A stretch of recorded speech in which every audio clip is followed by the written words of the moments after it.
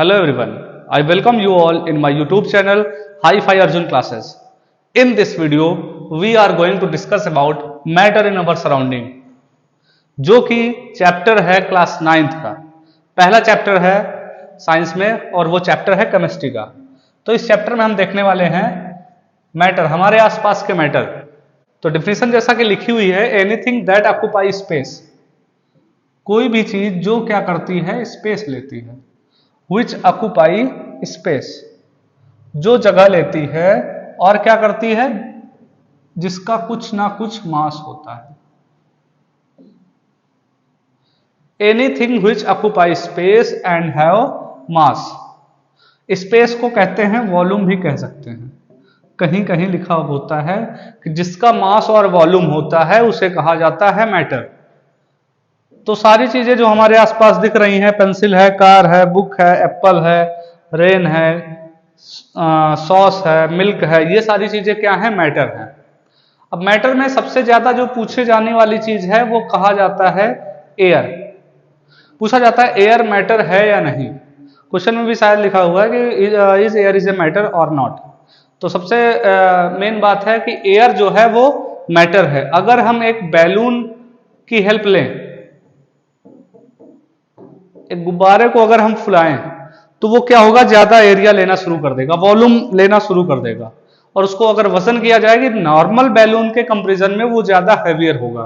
तो इस तरह हम कह सकते हैं कि एयर में क्या वॉल्यूम भी है और वो मास भी है। तो एयर एक मैटर हुआ। तो मैटर की डेफिनेशन क्या हो गई, एयर मैटर एक होता है जिसमें क्या हो, स्पेस हो और वो क्या करता है, मास प्रोसेसिंग करता है, उसे कहा जाता है matter. Anything which have mass and occupy space. याद रखना है एयर भी क्या है, एक मैटर है। दूसरा, physical nature of matter. Matter का फिजिकल नेचर क्या होता है। अच्छा, कई बार क्वेश्चन ये आता है कि what is the physical nature of matter. कई बार क्वेश्चन आता है how matter are formed.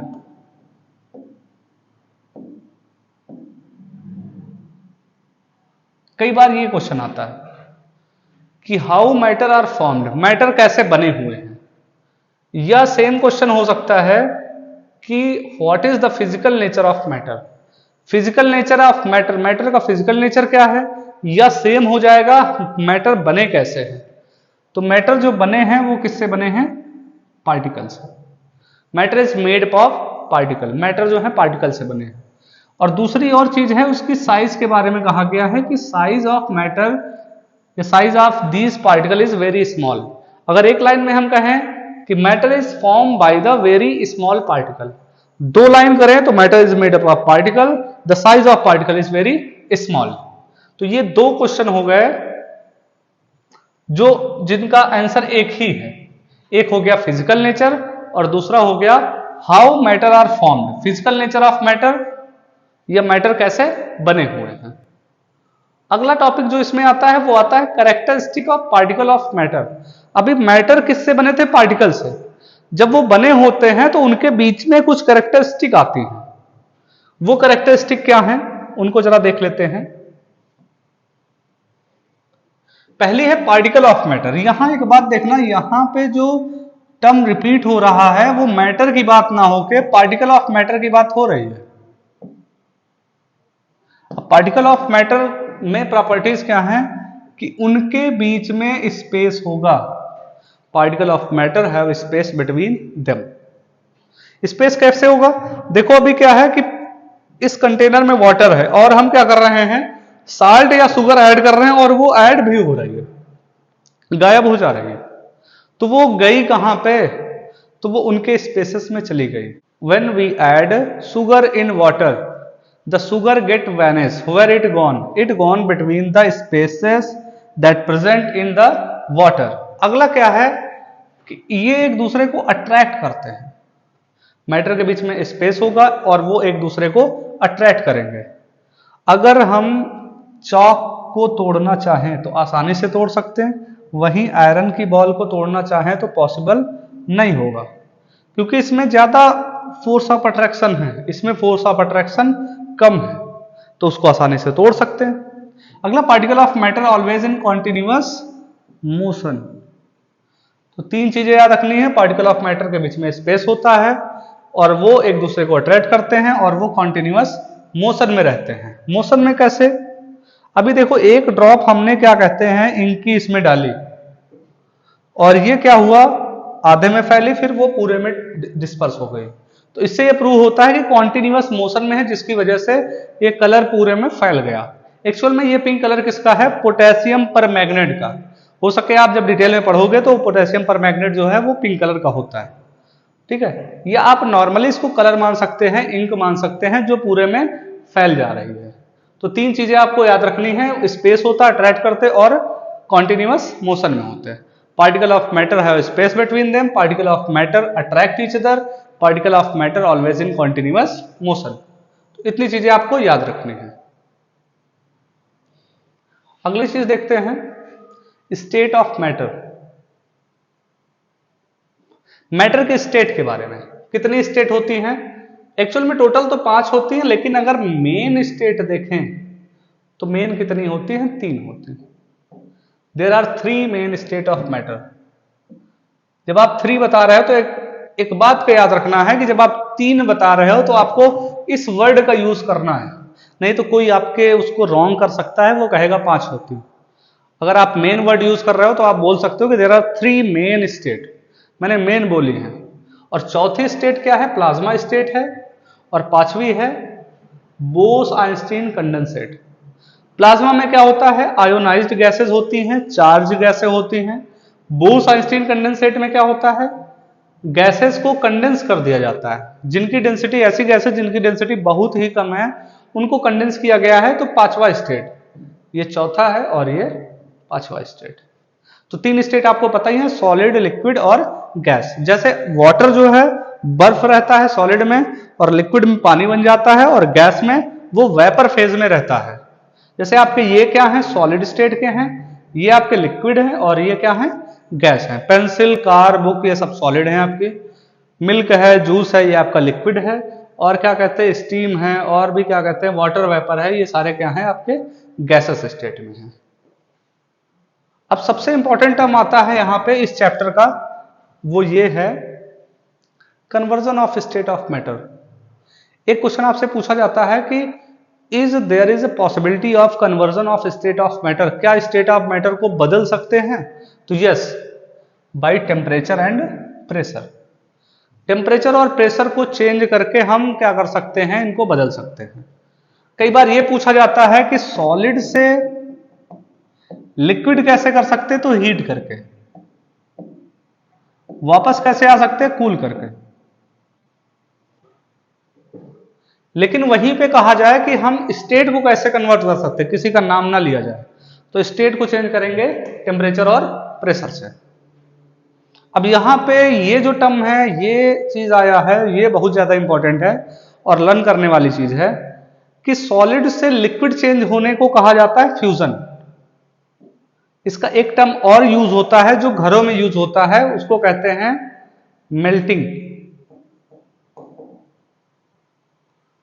Melting हम लोग घर में यूज करते हैं कि चीज मेल्ट हो रही है, पिघल रही है। तो सॉलिड से लिक्विड को फ्यूजन कहते हैं और उसको मेल्टिंग भी कहा जाता है। दूसरा है लिक्विड से सॉलिड में। घर में चीज क्या होती है? फ्रीज। तो फ्रीजिंग भी यूज किया जाता है किससे? लिक्विड से सॉलिड में आने को। अगला है लिक्विड से गैस जा रही तो उसको कहेंगे वेपराइजेशन। इसका दूसरा नाम है बॉइलिंग। अच्छा, दूसरा नाम बॉइलिंग क्यों है? क्योंकि ये बॉइलिंग पॉइंट पर होता है। एक जो बॉइलिंग पॉइंट के नीचे होता है उसको कहते हैं इवापोरेशन, जिससे आपके कपड़े सूखते हैं। ये किसी टेम्परेचर पर होगा लेकिन बॉइलिंग पॉइंट के नीचे होगा। यही इन दोनों में डिफरेंस है। वेपराइजेशन को बॉइलिंग कहते हैं जो बॉइलिंग पॉइंट पर होता है, और evaporation below boiling point. Boiling point पर, बॉइलिंग पॉइंट के नीचे किसी भी टेम्परेचर पर। सॉलिड से गैस जो चेंज होता है उसे कहते हैं सब्लिमेशन। पहले इसको भी सब्लिमेशन कहा जाता था गैस से सॉलिड आने में, लेकिन अब इसको कहा जाता है डिपोजिशन।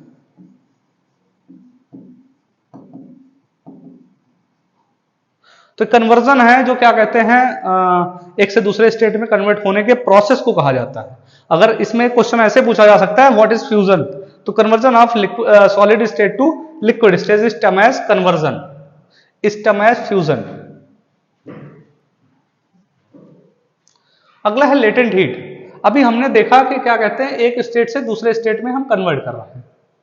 जैसे क्या है कि सॉलिड को अभी हम कन्वर्ट कर रहे हैं लिक्विड में, जैसे हमारा क्या है सॉलिड किस में चेंज हो रहा है, लिक्विड में। अब ये हो कैसे रहा है, सॉलिड से लिक्विड में होगा कैसे, तो इसको कुछ ना कुछ क्या चाहिए, हीट चाहिए।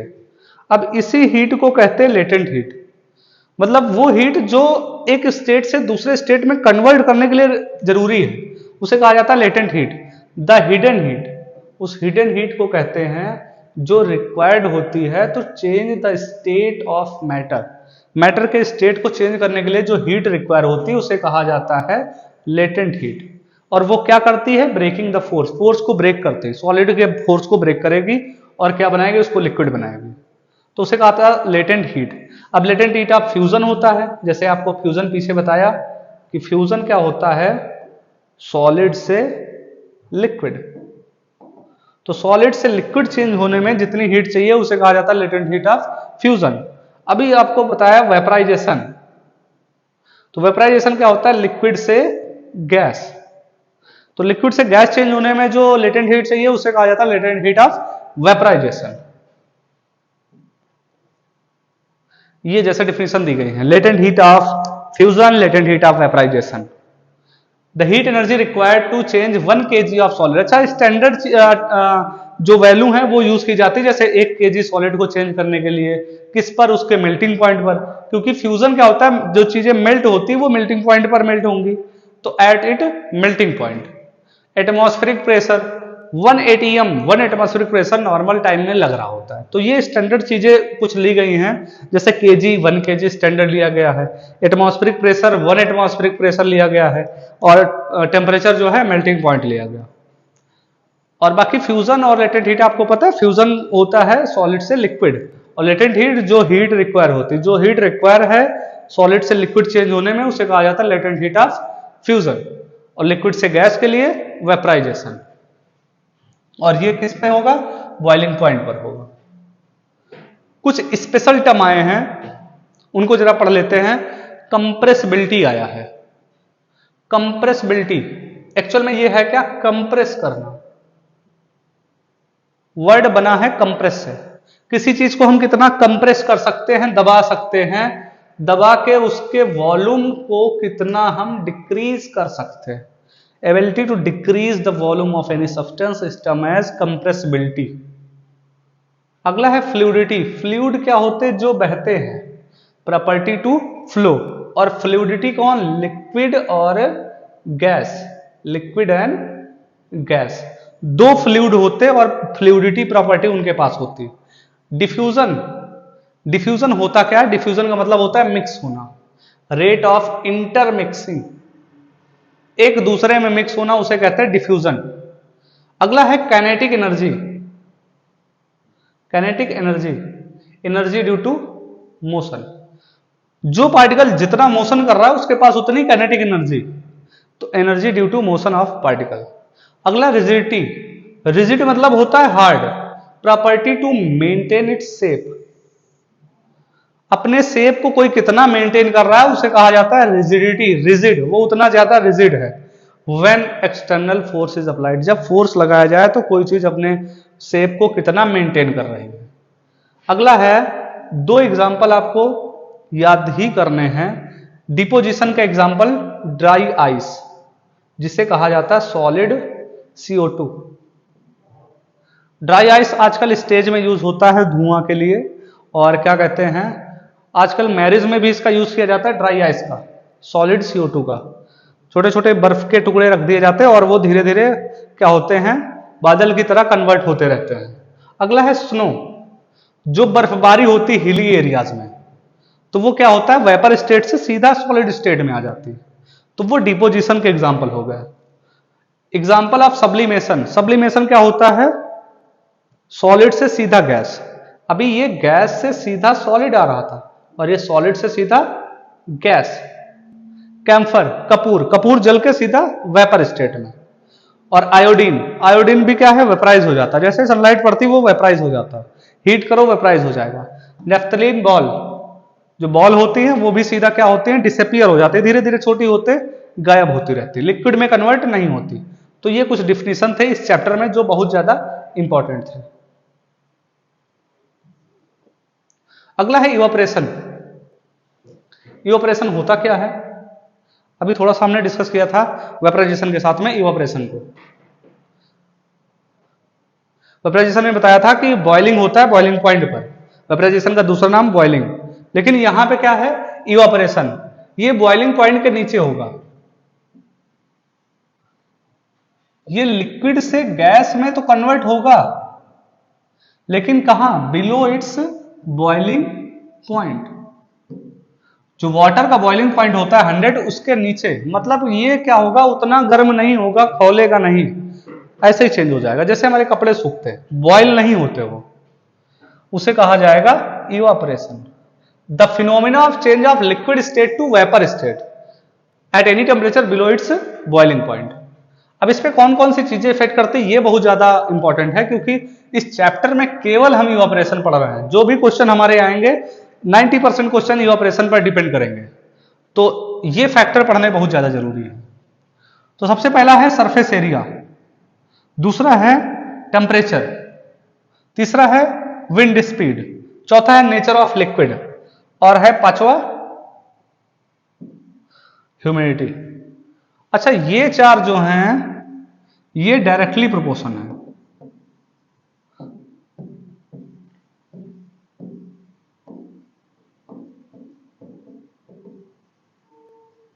ये सबसे ज्यादा इंपॉर्टेंट है कि डायरेक्टली प्रोपोर्शनल होता क्या, अगर ये नहीं सीखा तो अभी सीख लो। सरफेस एरिया बढ़ाने पर इवापोरेशन बढ़ जाएगा, ये बढ़ाओ, ये घटाओगे तो ये घट जाएगा। टेम्परेचर बढ़ाने पर भी ये बढ़ेगा, विंड स्पीड बढ़ाने पर भी ये बढ़ेगा। नेचर ऑफ लिक्विड क्या होता है कि लिक्विड पर भी डिपेंड होता है कि वो इवापोरेट होगा कि नहीं होगा। जैसे क्या है कि आप पेट्रोल लो, वो इवापोरेट हो जाएगा, क्यों, क्योंकि वो वोलेटाइल होता है, जल्दी इवापोरेट हो जाता है। वोलेटाइल होता क्या है ये भी देख लो, वोलेटिलिटी, जिनका बॉइलिंग पॉइंट लो हो, जिनका बॉइलिंग पॉइंट लो हो उसे कहा जाता है वोलेटाइल। अगला ह्यूमिडिटी, ये थोड़ा सा अपोजिट पड़ता है। अगर ह्यूमिडिटी है तो इवापोरेशन नहीं होगा, ना के बराबर होगा। क्यों, क्योंकि ये खुद वाटर है, कहां पे, एयर में। अगर एयर में वाटर है तो यहां से इवापोरेट होकर काहे जाएगा ऊपर, तो इसलिए क्या है, ह्यूमिडिटी अगर है तो क्या होगा, इवापोरेशन नहीं होगा। तो ये एक, केवल ये एक चीज है जो क्या कहते हैं उल्टे चलती है, बाकी क्या है कि अगर इनको बढ़ाओगे तो इवापोरेशन भी बढ़ेगा। तो इवापोरेशन की डिफिनीशन क्या है, कौन से फैक्टर इस पे इफेक्ट करते हैं। क्वेश्चन ये आता है कि what is evaporation and how, what are the factor which effect the rate of evaporation. अब दूसरी चीज है कि ये क्वेश्चन सबसे ज्यादा पूछा जाता है कि इवापोरेशन और बॉइलिंग में डिफरेंस क्या है। अब बॉइलिंग का हमने दूसरा नाम बताया था, वो कुछ क्या था, वेपराइजेशन।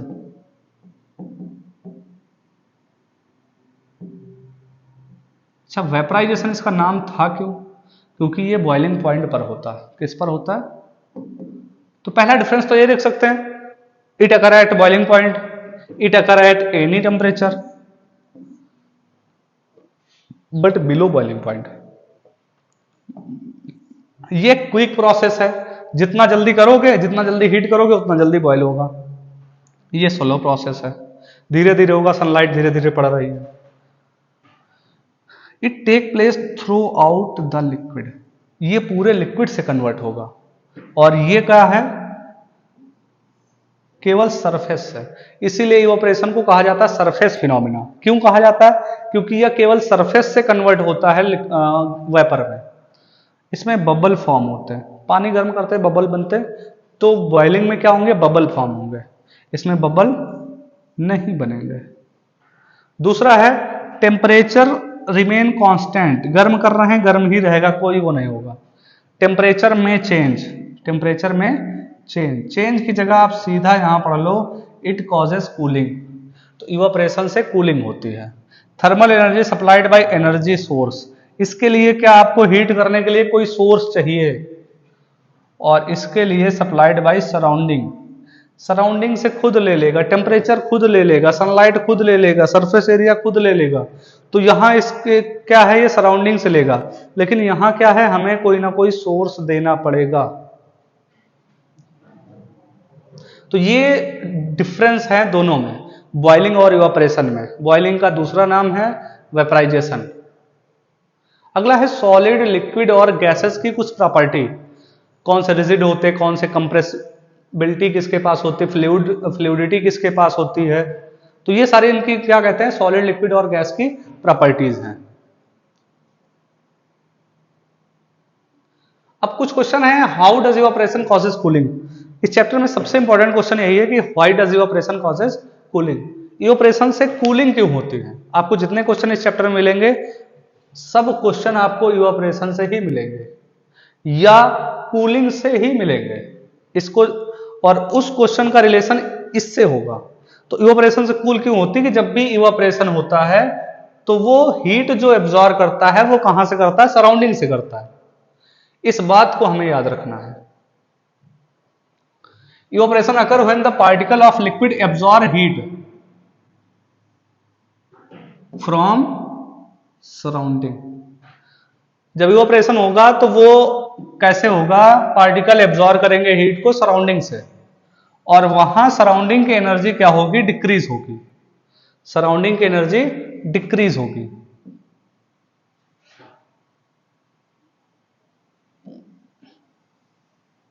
और व्हिच कॉजेस कूलिंग।